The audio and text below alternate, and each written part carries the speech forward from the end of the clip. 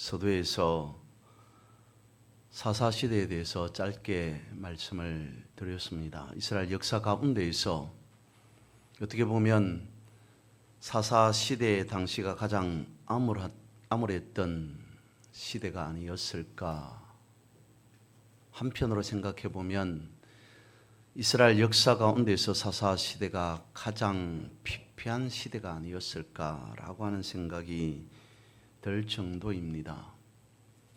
이런 시대에 우리가 쉽게 떠오르는 사사들을 보면 삼손과 그리고 기드온이지 않을까 싶습니다. 그 가운데서 오늘 우리는 이 기드온에 대해서 한번 살펴보고자 합니다. 사사기 말씀을 보면 새로운 사사가 등장할 때마다 반복되어지는 성경 구절이 또 있죠. 바로 다름 아닌 이스라엘 자손이 또 하나님 앞에 악을 저질렀더라 라고 하는 말씀입니다. 그 가운데 사사기 4장 말씀에 보면 왼손잡이로 알려진 에훗 이후에 이스라엘 백성들은 20년간의 극심한 학대에서 벗어나서 평화를 누리게 됩니다. 그러면 하나님 앞에 매번 드리는 말씀입니다마는 그럴 때 극심한 고통 가운데서 벗어나서 평화를 누리는 가운데서 하나님 앞에 더 가까이 섬기며 경외하며 찬송 경배하였으면 얼마나 좋았겠습니까마는 그리고 평화를 누리던 그때의 말씀에 보면 하나님 보시기에 이스라엘 백성들은 또 악행을 저지르고 맙니다. 그래서 하나님께서는 이제 이스라엘 백성들을 미디안 손에 넘기게 되어지죠. 이스라엘은 다시 말할 수 없는 극심한 고통에 시달리게 되어집니다. 논밭에 씨를 뿌립니다. 그러면 이방 사람들이 와서 마치 메뚜기처럼 몰려들어서 토지소산을 다 갈취해 버립니다. 굶어 죽게 된 이스라엘은 산으로 올라가서 웅덩이를 파고 굴을 파고 숨어 지내게 됩니다. 이루 말할 수 없는 고통이 있었겠죠. 그래서 그 궁핍함이 극심해지자 이스라엘 백성들은 다시 하나님 앞에 도움을 요청합니다. 하나님께 부르짖습니다. 하나님, 우리가 죽게 되었습니다. 우리 좀 살려주십시오 라고 애걸 복걸합니다. 이스라엘의 부르짖음을 들었던 하나님께서 다시 한 선지자를 보냅니다. 그가 다름 아닌 바로 기드온이라는 거죠. 하나님은 기드온을 다시 새로운 사사로 세우고자 합니다. 하나님의 사자가 기드온을 찾아갑니다. 그때 기드온은 포도주 틀 안에서 밀을 타작하고 있었습니다.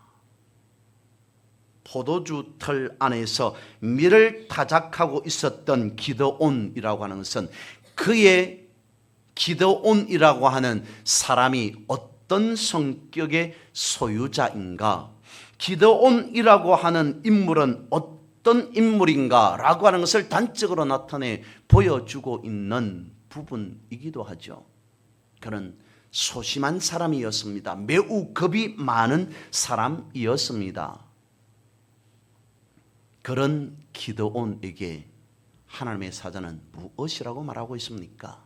큰 용사여, 하나님께서 너와 함께 하실 것이다. 너는 반드시 하나님께서 함께 함으로 믿어온 사람을 치기를 한 사람 치듯 할 것이다 라고 사사의 사명을 허락합니다.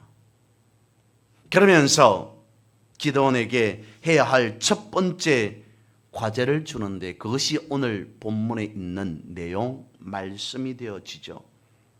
하나님께서 기드온에게 주신 명령이 무엇이냐면 먼저 너의 아버지 집에 있는 바알 신상을 헐어버려라 라고 말합니다. 그리고 그 옆에 있는 아세라 신상도 같이 찍어버리라. 그리고 나서 산성으로 올라가서 하나님을 위하여서 제단을 쌓아라. 그리고 내가 찍어버린 아세라 목상 우상 그것을 땔감으로 해서 하나님 앞에 번제를 드려라 라고 하는 것이 기도원에게 내려졌던 첫 번째의 사명이었습니다. 그는 하나님의 말씀 명령에 따라 그대로 했습니다. 그런데 그러고 난 그 다음 날 아침에 난리가 났습니다. 성읍 사람들이 보니까 온통 자신들이 애지중지하고 있었던 신상들이 엉망이 되어버렸습니다. 파괴가 되었기 때문이었습니다. 도대체 이런 극악무도한 이스라엘 백성들 성읍 사람들이 저들의 관점에서 이렇게 극악무도한 일을 자행한 사람이 누구인가 수소문하기 시작합니다. 다름 아닌 요아스의 아들 기드온이 그랬다는 것을 알게 되어집니다. 사람들이 기드온의 아버지 요아스를 찾아가서 삿대질을 하면서 외칩니다. 너의 아들이 도대체 무슨 행위를 했는지 당신은 아느냐? 우리가 너의 아들을 벌하겠다라고 말합니다. 그때 다급한 기드온의 아버지 요아스가 말합니다. 아니 무슨 말을 하고 있습니까? 지금 당신들이 우상 바알의 편을 들고 있습니까? 요아스는 아버지 된 자로서 본능적으로 아들을 지키기 위해 바알을 버리고 하나님을 편들기 시작합니다. 그리고는 기드온이 이제 새 사사가 되고 그를 통해서 하나님께서는 7년간의 고난에서 이스라엘을 구원하고 40년간 평화를 누리게 하셨더라라고 말씀을 하시죠. 여기에서 우리는 하나님께서 기드온을 사사로 세우신 특별한 이유와 목적에 대해서 주목할 필요가 있습니다. 기드온이 사사가 되어서 미디안과의 전쟁에서 대성을 거두게 되죠. 기드온이 영웅이 되어집니다. 그런데 이런 엄청난 성과를 올린 기드온이 처음부터 영웅이 되었던 것은 아니라는 것을 성경은 분명히 말해 주고 있습니다. 하나님의 사자가 기드온을 찾아왔습니다. 그러면서 대뜸 하는 말이 기드온을 향하여서 큰 용사여 하나님께서 너와 함께 하실 것이다. 큰 용사여 하나님이 너와 함께 하실 것이다 라고 말했을 때 기드온의 반응이 어땠냐면 그야말로 반항적인 반응을 보였다는 것입니다. 오늘 본문의 말씀 그러니까 이 상황을 설명해 보면 본문의 앞에 이렇게 되어 있습니다. 기드온이 큰 용사여 하나님께서 너와 함께 하실 것이다. 이제 너는 미드안을 치는 그런 용사가 될 것이다. 장수가 될 것이다 라고 말하자 기드온이 말합니다. 기드온이 하나님께 대항하듯 말합니다. 하나님은 왜 이 나라 이 백성들을 버리셨습니까?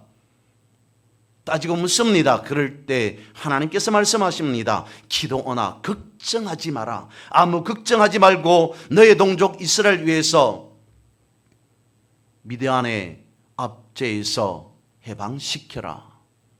너의 백성들을 내가 구하라 라고 말씀합니다. 그럴 때 기드온이 또 말합니다. 아니 하나님 제가 어떻게 이 나라 이 백성 이스라엘을 구할 수 있겠습니까? 해방시킬 수 있습니까? 저는 그렇게 할 자격이 못 됩니다. 저는 못합니다 라고 말합니다. 하나님께서 또 기드온에게 말씀합니다. 내가 너와 반드시 함께 할 것이다. 염려하지 마라. 걱정하지 마라. 두려워하지 마라. 너는 미디안 사람들을 단숨에 쓰러뜨리게 될 것이다 라고 말합니다. 이 정도 되어지면 하나님 알겠습니다. 제가 잘못했습니다. 잘못 생각한 것 같습니다. 하나님의 말씀대로 하나님의 뜻대로 하겠습니다. 라고 할 법도 한데 기도원은 그러지 않았습니다. 기도원이 말합니다. 그렇습니까, 하나님? 그렇다면 하나님께서 그토록 나를 잘 보셨다면 내가 하나님의 방법대로 하나님의 목적대로 쓰여질 수 있는 그릇이 충분히 되어진다고 여기셨다면 그렇게 말씀하시는 분이 하나님이시라는 것을 제 두 눈으로 똑똑히 보여주십시오. 증거를 제게 보여주십시오. 라고까지 말합니다. 이 말이 무슨 말입니까? 이런 상황이 어떤 상황이라는 겁니까? 기도원의 입장에서 보면 하나님, 저는 하나님 믿지 못하겠습니다. 하나님, 무슨 말씀을 하시든지 저는 하나님 안 믿고 싶습니다. 라고 하는 그 말인 것이죠. 그렇습니다. 기도원은 하나님 앞에 대놓고 하나님을 무시하고 있었습니다. 하나님을 믿지 않았습니다. 하나님, 난 하나님을 믿을 수 없습니다. 라고 말했음에도 불구하고, 물론 그 앞에서 한 말씀이기는 합니다만, 하나님은 기도원을 향하여 무엇라고 말합니까? 나는 하나님 믿을 수 없습니다. 나는 하나님 안 믿고 싶습니다. 라고 하는 기도원을 향해 하나님은 큰 용사여, 큰 용사여, 내가 너와 함께 할 것이다. 내가 너를 도우리라. 내가 너를 통해 하나님의 살아 역사하심을 나타내 보이리라 라고 말씀하셨다는 거죠. 그렇다면 여러분, 여기에서 우리에게 깨닫게 해주시는 말씀은 무엇이라는 겁니까? 기도원이 이랬습니다, 기도원이 저랬습니다 라고 하는 그 말을 말씀하고자 하시는 것이 아니라, 하나님은 쓰시고자 하는 사람이 어떤 사람이든지 간에 반드시 쓰신다는 겁니다. 그 사람이 얼마만큼 능력이 있느냐, 그 사람이 얼마만큼 힘이 있느냐, 대단한 것을 가졌느냐라고 하는 것을 보는 것이 아니라, 또한 반대로 그 사람이 흠이 얼마나 있느냐, 부족한 것이 얼마나 있느냐, 그 사람이 얼마나 많은 문제를 가지고 있느냐라고 하는 것을 보셔서, 그 사람을 불쌍히 보셔서, 긍휼히 보셔서 그 사람 한 사람을 구해 주시기 위해서 쓰는 것, 그것이 아니라는 겁니다. 사람 자체를 보고 평가하고 판단하는 것 아니라는 걸 성경은 기도원을 통해서 말씀해 주고 있습니다. 그렇다면 기도원만 그랬을까요? 모세도 마찬가지였습니다. 출애굽, 이스라엘 백성들을 출애굽시키기 전에 하나님께서는 모세를 찾으셨습니다. 불렀습니다. 그러면서 모세에게 하나님께서 말하기를, 내 나라 내 백성들, 그 민족을 애굽에서 약속의 땅 가나안으로 이동시켜라, 출애굽하게 하라 라고 말합니다. 그때 모세가 하나님 앞에 뭐라고 말합니까? 하나님, 하나님, 제가 누구간데 바로 앞에 서겠습니까? 저는 말할 줄 모르는 사람입니다. 입이 뻣뻣한 사람입니다. 말 주변이 없는 사람입니다. 하나님, 제발 부탁드리건대 보낼 만한 사람을 보내주십시오. 하나님이 무슨 말씀을 하시든지 저는 아닌 것 같습니다. 하나님께서 저에게 무슨 사명을, 임무를 내려주시든지 간에 저는 그것 듣고 싶지 않습니다. 저와는 상관없는 것이라고 여기겠습니다. 하나님 말씀 안 듣겠습니다. 거부합니다. 하나님, 저와는 상관없는 말입니다. 모세도 그랬습니다. 성경에 보면 모세를 우리가 그렇게 생각합니다. 평가합니다. 모세는 정말로 위대한 사람이다, 엄청나게 믿음이 좋은 사람이다 라고 말합니다마는, 하나님 앞에 하나님께서 모세를 처음 부르셨을 때에 하나님 앞에 선 모세의 실상은 원래 이랬습니다. 물론 모세가 정신을 차리고 난 뒤에 모세는 분명 다른 사람이었습니다. 하지만 그것조차도 하나님께서 모세를 세워서 쓰신 것이었던 겁니다. 그러면 기드온만, 모세만 그랬을까요? 예레미야도 마찬가지였습니다. 하나님께서 예레미야에게 말씀하십니다. 예레미야야, 내가 모태에서 너를 만들기 이전에 이미 나는 너와 할 일을 계획해 놓았다. 내가 이 세상에 태어나기도 전에 나는 이미 너를 구별하여서 세계 만민을 위한 예언자로 선정해 놓았다 라고까지 예레미야에게 하나님이 말씀하십니다. 이때 예레미야의 반응은 어땠을까요? 하나님, 천부당 만부당 한 말입니다. 어떻게 하여서 하나님께서 저에게 그런 말씀을 하실 수 있다는 겁니까? 도저히 제가 받아들일 수 없습니다. 합당치 않은 말입니다. 저는 못 들은 걸로 하겠습니다. 저는 아무것도 할 줄 모르는 너무도 연약하고 부족한 어린 아이에 불과합니다 라고 하나님 앞에 예레미야도 대놓고 말합니다.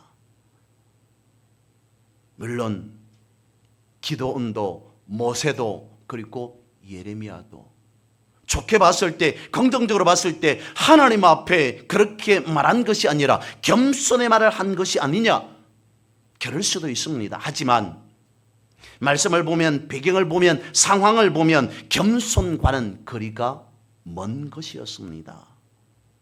무엇과 비교해 보았을 때, 지난번에 말씀을 드렸던 어린 사무엘을 하나님이 불렀을 때에 사무엘이 나타내 보였던 그 반응과 비교해 보면 기드온은, 모세는, 예레미야는 겸손으로 하나님 앞에 그렇게 말했다고는 전혀 볼 수 없다는 겁니다.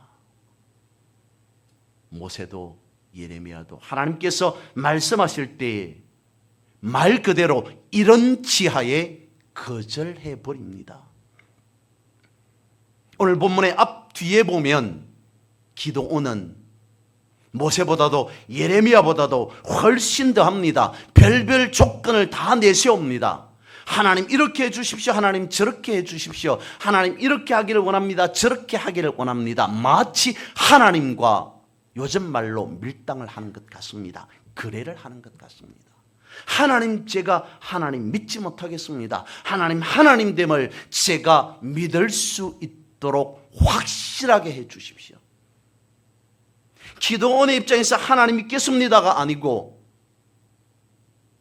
기드온이 오히려 하나님을 향해서 하나님, 제가 하나님을 믿을 수 있도록 나타내 보여주십시오. 증거를 보여주십시오 라고 끊임없이 요구합니다. 그런데 그런 기드온을 향해 하나님은 뭐라고 말씀하고 있다고요?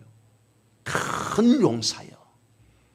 하나님께서 기드온이 그렇다는 사실을 몰랐겠습니까? 그럼에도 하나님은 처음부터 기드온을 찾아오셔서 하시는 말씀이 큰 용사여 라고 말씀하고 있습니다. 오늘 예배하는 우리 모두에게, 여러분에게 말씀하고 있습니다.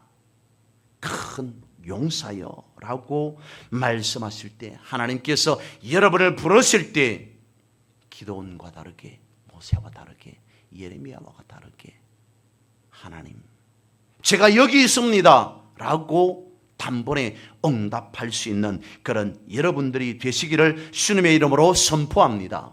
그러기 위해서는 먼저 우리는 우상을 제거해야 한다는 겁니다.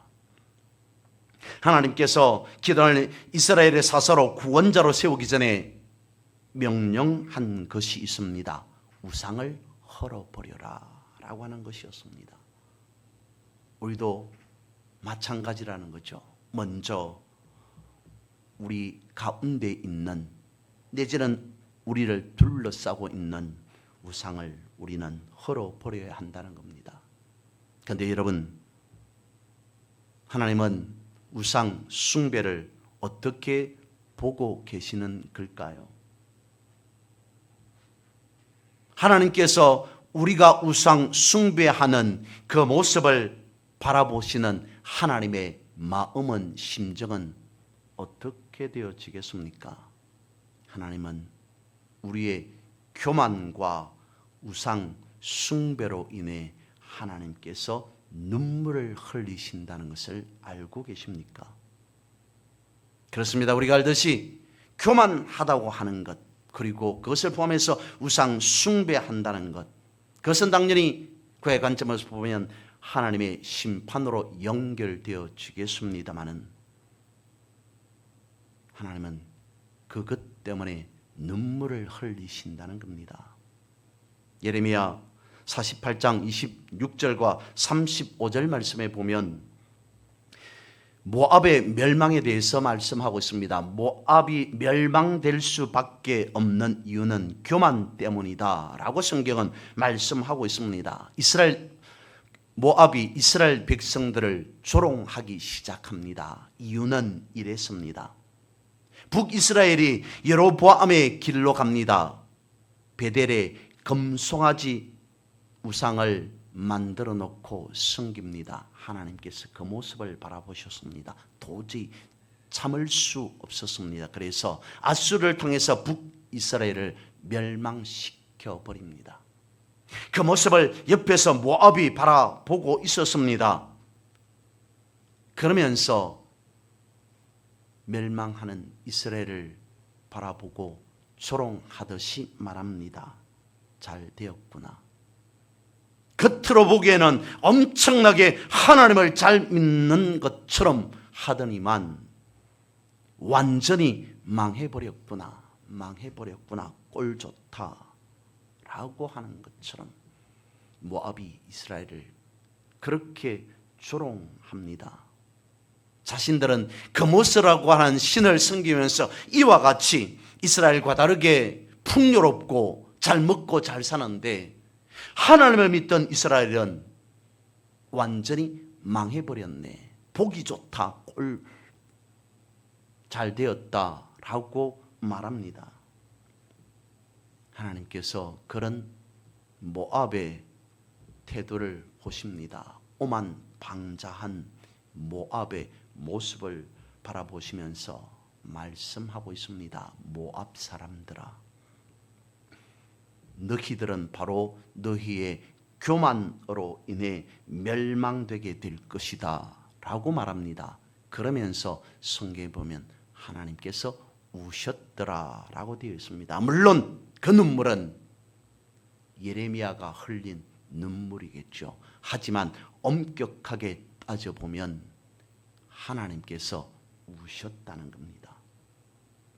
우상 숭배로 교만한 자를 심판하시는 하나님이시지만 하나님은 그런 우상 숭배하는 자들의 모습을 바라보고 탄식하셨다고 말합니다. 여러분 생각해 봅니다. 아무리 그래도 그렇지 하나님의 눈에서 눈물 나게 하는 자는 되지 말아야 하는 것 아니겠습니까? 북이스라엘을 멸망시켜버렸던 아수르가 여러분 이스라엘을 지배하는 태도는 어땠을까요?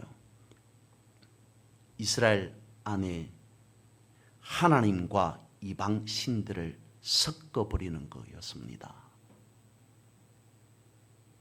하나님을 믿는 건지 아니면 이방 신을 섬기는 건지 혼란케 하는 것이 저들의 계책이었습니다. 열왕기하 17장 34절과 41절 다소 긴 구절입니다만 하나님께서 이스라엘 백성들에게 강조하고자 말씀하고자 하신 것이 무엇인지 한번 들어보시길 바랍니다.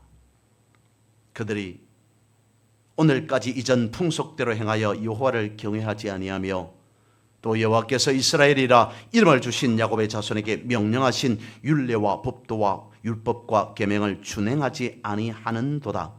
옛적에 여호와께서 야곱의 자손에게 언약을 세우고 그들에게 명령하여 이르시되 너희는 다른 신을 경외하지 말며 그를 경배하지 말며 그를 섬기지 말며 그에게 제사하지 말고 오직 큰 능력과 편팔로 너희를 애굽에서 인도하여 내신 여호와만 경외하여 그를 예배하며 그에게 제사를 드릴 것이며 또 여호와가 너희를 위하여 거룩한 율례와 법도와 율법과 계명을 지켜 영원히 행하고 다른 신들을 경외하지 말며 또 내가 너희와 세운 언약을 잊지 말며 다른 신들을 경외하지 말고 오직 너희 하나님 여호와만을 경외하라. 그가 너희를 모든 원수의 손에서 건져내리라 하셨으나 그러나 그들이 듣지 아니하고 오히려 이전 풍속대로 행하였느니라. 이 여러 민족이 여호와를 경외하고 또 그 아로 새긴 우상을 섬기니 그들의 자자손손이 그들의 조상들이 행하던 대로 그들도 오늘까지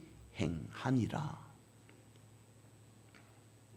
하나님께서 이스라엘 백성들에게 뭐라고 말합니까? 아수르가 이스라엘 백성들에게 어떤 정책을 계략을 펼쳤든지 간에 하나님께서 이스라엘 백성들에게 하시고자 하는 말씀이 무엇입니까? 계속 반복적으로 하시는 말씀이 우상을 섬기지 마라, 우상 앞에 절하지 마라, 우상에게 경배하지 말라, 제사하지 말라, 오직 나 여호와만을 경외하라. 그 말씀을 계속 반복하고 있습니다. 여호와를 경외하고 또 그 아로 새긴 우상을 섬기니 그들은 이랬습니다. 자자손손이 그들의 조상들이 행하던 대로 그들도 오늘까지 행하니라. 예전에 그랬다는 것을 다시 상기시키듯이 말씀하고 있는 것이 아니라 지금도 여전히 너의 모습들이 이렇다라고 말합니다. 어떻게 했다고요? 하나님을 안 믿는 것 아니었습니다. 기도원처럼, 모세처럼, 예레미야처럼 처음에 하나님이 부르셨을 때 하나님 저는 못하겠습니다. 하나님 저는 아닌 것 같습니다. 하나님의 말씀을 저는 믿을 수 없습니다 라고 말한 것이 아닌 1단계에서 말씀하고 있는 것은 하나님도 믿고 우상도 섬기고. 여러분, 사마리아 돌아온 제사장의 가르침은 그랬습니다. 어떻게 하나님을 경외하여야 되는가 라고 하는 것을 열왕기하 17장 28절 이후에 말씀하고 있습니다. 그래서 읽어드렸던 34절 말씀에 이르기를 이스라엘이라 이름을 주신 야곱의 자손에게 명령하신 율례와 법도와 율법과 계명을 준행하라. 그것이 무엇이든지 간에 하나님을 섬기는 방법과 이유와 목적은 이렇다라고 하는 것을 하나씩 하나씩 상세하게 자세하게 정확하게 집어주었다, 말씀해 주었다, 놓치지 않도록 확실하게 설명해 주었다, 가르쳐 주었다라고 하는 그 말씀입니다. 그러니까 사마리아의 이주민들은 하나님을 어떻게 섬겨야 할지, 어떻게 경외해야 할지라고 하는 것을 확실히 들었다는 그 말입니다. 해야 할 일과 하지 말아야 할 일을 정확하게 구분해 놓았다는 겁니다. 그러면서 해야 할 일을 정확하게 했을 때 하나님께서 저들과 맺은 그 언약을 이루리라 약속하셨습니다. 반드시 구원시키리라 라고 하는 것을 정확하게 말씀해 주셨다는 겁니다. 그런데도 사마리아의 이주민들은 해야 할 것과 하지 말아야 할 것을 구분한 것이 아니라 이것들을 섞어버렸다는 것입니다. 하나님을 섬기려면 우상을 완전하게 제거해 버려야 함에도 불구하고 저들 옆에 있던 기존 신상들을 유지한 채 하나님을 섬기면 되는 것 아니냐라고 하더라는 겁니다. 그래서 말씀을 드렸던 열왕기 17장엔 반복해서 말씀하고 있었던 겁니다. 강조했다는 겁니다. 여러분, 우상 숭배는 이와 같이 이것은 내가 우상을 섬기는 거구나 라고 명확하게 인식하도록 치고 들어오는 것이 아니라 내가 우상을 섬기는 건지 하나님을 제대로 믿고 있는지 인식하지 못하는 루트로 들어와 버리게 된다는 사실을 우리는 명심해야 합니다. 결론을 말씀을 드립니다. 그렇다면 여러분, 오늘 살아가는 우리에게 있어서 가장 경계해야 할 내지는 가장 무서운 우상 숭배는 무엇이겠습니까? 사사시대, 기드온 시대에 있었던 이스라엘 역사 가운데에서 끊임없이 반복되었던 바알이라는 우상이겠습니까? 아세라라는 우상이겠습니까? 그것은 다름 아닌 오늘 주보의 예화로 실었던 그것 아닐까 싶습니다. 우리 스스로 하나님을 박제화시키는 것, 그것을 우리는 가장 경계해야 되고 그 우상 숭배를 우리는 가장 무서워해야 하는 것 아니냐. 하나님은 역사하지 않을 거라는 의심과 내지는 불신, 여러분 이보다 더 무서운 우상 숭배가 있겠습니까? 이렇게 말씀을 드리면, 아니 어떻게 그것이 우상 숭배라고 말할 수 있습니까? 그것은 우리의 신앙이 약하고 조금 부족하다라고 말할진 모르겠으나 그것을 두고 어떻게 우상 숭배라고 말할 수 있습니까? 우리가 하나님을 온전히 섬기지 못하고 하나님 앞에 제대로 경배하지 못하는 그것을 어떻게 우상 숭배라고 말할 수 있습니까? 그것은 믿음이 약한 것이지 않습니까? 믿음이 부족하고 약한 것에 그치는 거지, 그것을 두고 어떻게 우상 숭배라고 그렇게 말할 수 있습니까? 여러분, 다시 생각해 봅니다. 기드온과 모세와 예레미야가 처음 하나님 앞에 저들은 아닙니다 라고 말했습니다. 무엇을 말하고 있습니까? 하나님께서 말씀하셨음에도 불구하고 자신의 뜻과 맞지 않다고 생각하자, 아닙니다, 하나님이 틀렸습니다, 제가 맞습니다, 하나님께서 아무리 저에게 말씀해 주셔도, 하나님께서 아무리 이렇게 저렇게 말씀해 주셔도 저는 받아들일 수 없습니다, 저는 그렇게 생각하지 않습니다, 저는 아니라고 생각합니다, 하나님이 틀렸다고 생각합니다, 제가 맞다고 생각합니다 라고 저들은 처음에 그렇게 말했습니다. 무엇이었습니까? 교만이라는 거죠. 하나님의 말씀하셨음에도 불구하고, 하나님의 말씀임에도 불구하고 자신들이 스스로 생각하고 판단하였습니다. 그것이 무엇이라는 겁니까? 교만 아니겠습니까? 성경은 말씀하고 있습니다. 교만은 반드시 우상 숭배다. 다시 말씀을 드립니다. 믿음이 약한 것을 어떻게 감히 우상 숭배라고 말할 수 있습니까? 하지만 말씀을 드린 바와 같이 우상이 우리를 침공하는, 침입해 오는, 공격해 오는 루트가 이것이 우상 숭배인지 아닌지 헷갈리게 해버리면서 들어오게 된다는 것이죠. 내 믿음이 약한 것인지, 아니면 내가 하나님을 제대로 믿지 않고 내 스스로 판단하고 생각하여서 교만한 마음으로 그래서 하나님을 온전히 섬기는 것이 아니라 하나님도 우상도 동시에 일한기 하의 말씀처럼 그렇게 하면서 살아가는 건지 모르게 하면서 우리를 공격해 버리더라는 겁니다. 여러분, 하나님은 살아계십니다. 그런데 우리의 삶 속에서 우리는 그렇게 인식하면서 살아갈 수 있습니다. 하나님이 살아계신 것이 아니라 성경 안에만 머물러 계시는 것 아니냐, 이것을 무너뜨려야 한다는 것입니다. 그래서 이것을 무너뜨려서 하나님의 형상을 우리가 회복시켜야 된다는 것입니다. 지난번에 말씀을 드렸습니다. 사탄은 우리에게 전략을 바꾸었습니다. 믿지 마라, 기도하지 마라가 아니고 믿어라, 기도하라, 예배해라, 성경 읽어라. 그런데 제대로 믿지는 말아라. 기도하되 정확하게 하나님과 교통하지 말아라. 말씀을 읽고 예배는 드리되 그래도 너는 돈도 필요하고 출세도 필요한 것 아니냐. 둘 다 가져야 할 것 아니냐라고 사탄은 끊임없이 우리를 공격한다는 것입니다. 여러분, 우상에게 귀를 기울이지 말고 하나님께서 오늘 나에게 이 시간 이 순간 무엇이라 말씀하시는지 그것에 귀를 기울이며 집중하며 살아가는 그런 여러분 되시기를 주님의 이름으로 선포하고 축복합니다.